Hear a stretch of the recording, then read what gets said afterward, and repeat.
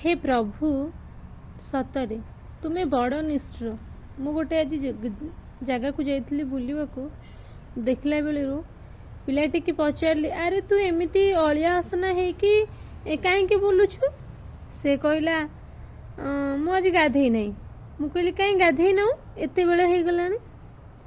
कहला मत किए गाधे दब। मु कहली कहीं तो माँ ना कि तापर से जड़े भाई छिड़ा होते कहले ना तार माँ ना। मत एत कष्ट लगिला सतरे एत कष्ट लगिला। ता माँ थिले गाली देकी केते कथा कहीकि मारिकी ए आ गाधेबू टाइम हो गला खाइबू आ।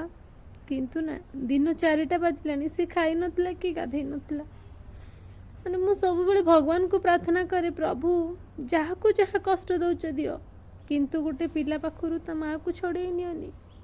से ना अनाथ हो जीवो। ता बापा थिले भी माने माँ जिते जत्न नब किंतु बापा सेते जत्न नबनी।